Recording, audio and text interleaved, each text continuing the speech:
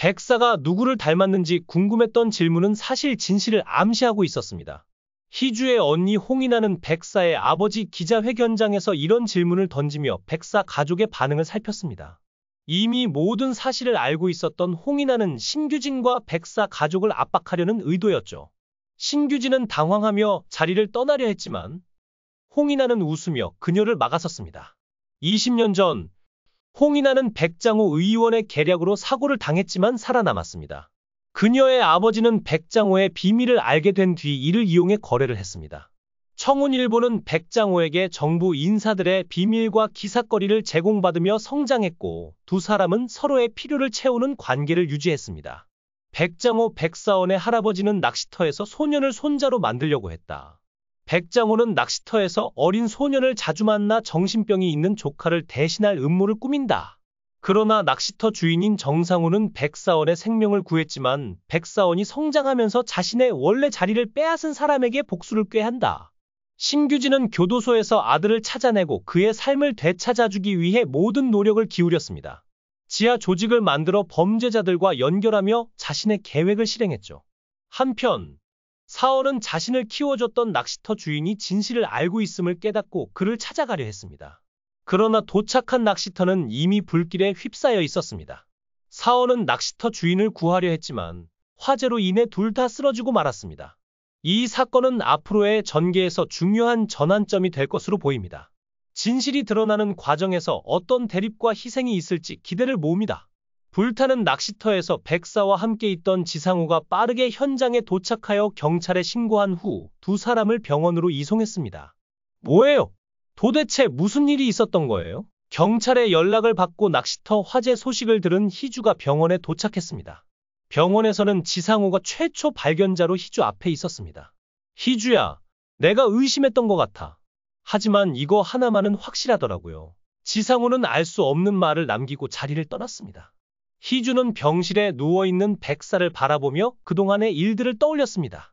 몇 시간 전까지만 해도 금방 돌아오겠다던 사람이 자신과 비밀스러운 소통을 이어가던 그 사람이 이렇게 다치게 된 이유가 무엇인지 의문이 들었지만 지금은 그저 백사가 빨리 회복되기만을 바랐습니다. 잠시 뒤 백사가 눈을 떴습니다. 백사, 괜찮아? 희주는 백사가 깨어난 것만으로도 다행이라며 안도의 한숨을 내쉬었습니다. 며칠 전 언니가 보여준 친자 확인서를 보고 백사의 진짜 정체가 무엇일지 궁금했던 마음도 있었지만 지금은 그저 백사가 살아있다는 사실에 감사할 뿐이었습니다. 백사는 희주를 보며 천천히 입을 열었습니다. 너는 내가 알던 사원이 아니어도 상관없어. 희주는 백사를 꼭 안으며 대답했습니다. 당신도 상관 안 했잖아요. 저도 당신이 무엇이었든 상관없어요. 이제 내가 당신을 지켜줄 차례니까요. 백사는 희주를 꼭 안으며 결심한 듯 말했습니다. 고마워, 희주야. 우린 그렇게 할 수 있어. 약속해. 내 몸만 생각하고 끼니는 꼭 챙기고 어디든 비상 연락처를 등록해 두고 홍 회장 눈치, 장모님 눈치 더는 보지 않아도 돼? 내 인생을 살아. 내가 왜 널 직속 보좌관으로 데려왔는지 생각해 본 적 있나? 난등 뒤에서 벌어지는 일까지 통제하고 싶었거든. 그리고 그날 희주를 밀었던 사람이 누구였을지 생각해 봤어. 스케줄 동선, CCTV 없는 구역까지도 다 알고 있었던 사람, 그리고 나와 희주의 일정을 전부 꿰고 있던 사람이 누구였을까? 박도재는 온몸을 떨며 두려워했습니다. 사실 그는 어린 시절 오드아이 협박범과 연결된 인물이었으며 진짜 사원을 죽였던 3명 중 1명이었습니다. 그는 처음부터 심규진과 짜고 가짜 사원인 유연석에게 접근했던 사람이었습니다. 희주를 위험하게 만드는 건 절대로 두고 볼 수 없어. 백사가 단호하게 말하는 순간 그의 이어폰에서 익숙하지 않은 남성의 목소리가 들려오기 시작했습니다. 내가 보낸 동영상에 대한 답변을 오늘 기자회견에서 하겠군. 제대로 대답하는 게 좋을 거야. 안 그러면 내가 아끼는 희주는 갈기갈기 찢겨질 테니까. 백사는 식은땀을 흘리며 목소리를 들었습니다. 내 지시대로 하지 않으면 홍희주는 바로 죽을 거야. 오늘 내 모든 죄를 시인하고 그 자리를 내놔. 그리고 사람들 앞에서 내가 누군지 말해. 내가 사기꾼이라는 게 밝혀져야 내가 반발 없이 그 자리에 들어갈 수 있을 테니까. 아주 오래전부터 나는 밑바닥에서 살았어. 낚시대를 정리하고 물대를 닫고 손님들에게 걷어차여도 웃기만 했지. 내가 죽던 날 낚시터 주인이 날 건져 올렸던 건 알고 있겠지. 목소리는 이어졌습니다. 그날 나는 물속에서 숨을 쉬지 못해 바보가 됐었지. 하지만 어느 날 기억이 돌아오더군. 내 이름으로 공부하고 앵커가 되고 청와대까지 간 너를 보면서 두통이 시작됐어. 백정우도 내가 죽였어야 했는데 홍주한테 준 핸드폰? 곧 터질 거야.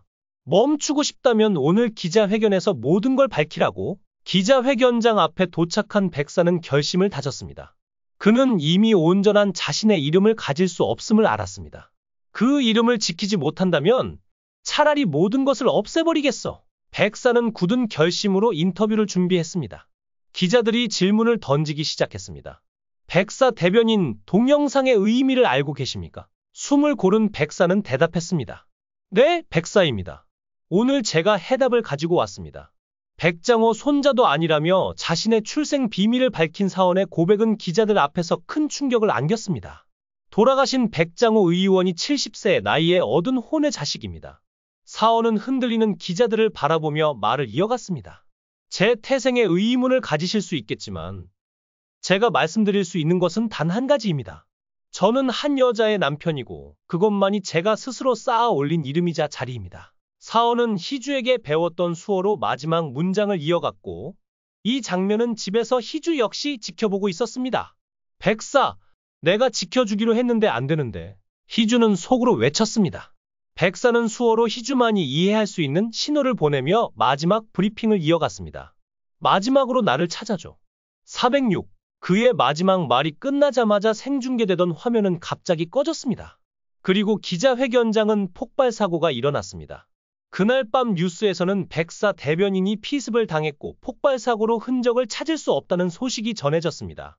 뉴스를 본 희주는 유연석에게 전화를 걸었지만 전화는 연결되지 않았습니다. 지켜주려고 했는데 백사가 사라지다니. 희주는 공포와 슬픔에 휩싸였습니다. 결국 백사의 장례식이 치러졌고 그 후 희주의 언니 홍인아에게 하나의 USB가 도착했습니다. USB에는 낚시터 주변에서 발견된 시체와 백장호의 악행, 그리고 신규진이 운영하는 불법 협상 컨설팅 회사에 대한 고발 영상이 담겨 있었습니다. 홍인아는 이 내용을 특보로 방영했고 온 세상이 발칵 뒤집혔습니다. 백장호의 집안과 신규진 또한 완전히 몰락하게 되었습니다. 몇 달이 지난 어느 날 희주에게 알 수 없는 전화가 걸려옵니다. 6-75로 시작되는 번호였지만 아무 말도 없는 전화였습니다. 그런데 그 번호는 매일같이 걸려왔습니다. 여보세요? 누구세요? 오늘은 끊지 마세요. 희주는 답답한 마음으로 전화기 너머에서 들리는 숨소리를 기다렸습니다. 그 순간 희주의 머릿속에 유연석의 마지막 말이 떠올랐습니다. 나를 찾아줘. 406. 그리고 그 번호의 지역 번호를 찾아낸 희주는 사원을 찾기 위한 여정을 떠나기로 결심합니다. 오늘 이야기는 여기서 마무리됩니다. 시청해 주셔서 감사합니다. 이 영상이 재미있으셨다면 댓글을 남겨주세요. 최신 정보를 놓치지 않으려면 좋아요와 구독 잊지 마세요.